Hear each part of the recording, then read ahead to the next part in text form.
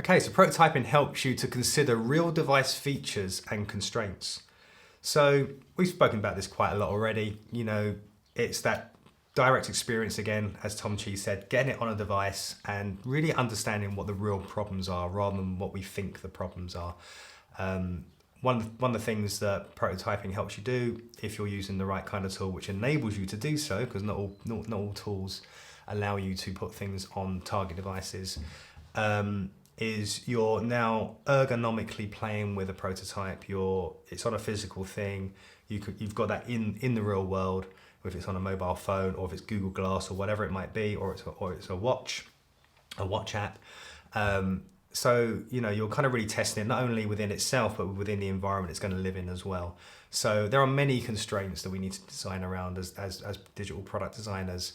And we really want to get to those problems as succinctly and as quickly as possible. The other benefit is the fact that you get to prototype using real hardware features. So as you saw previously, I was using the camera phone and I was starting to consider that within my design. That was really quick to put together and really important for me to consider that when I'm designing rather than kind of making something up that's not real within my Figma designs. And of course, there's lots of different kinds of devices that we design for. So here, I've got a prototype I've created in Protopie of a messaging app. So I'm starting to think about the ergonomics here. I'll just be quiet Evening, for a Darren. minute. Show me the web. But this is essentially a voice UI interface. And that's something that you definitely can't do in Figma or Adobe XD or Sketch, is to prototype voice UI. So, I don't know how niche it is now. Certainly for TV interfaces, it's a really core part of TV experiences. And it's definitely something we should be thinking about.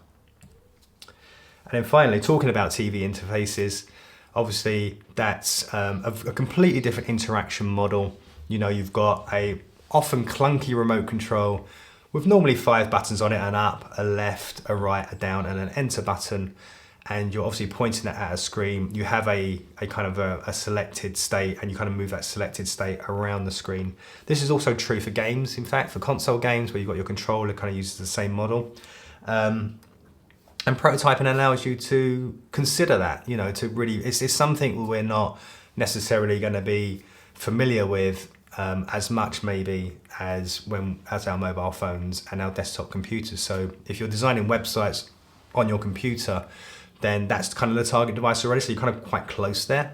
For mobile phones, we've kind of looked at that. You can put it on your mobile phone. We use apps all the time.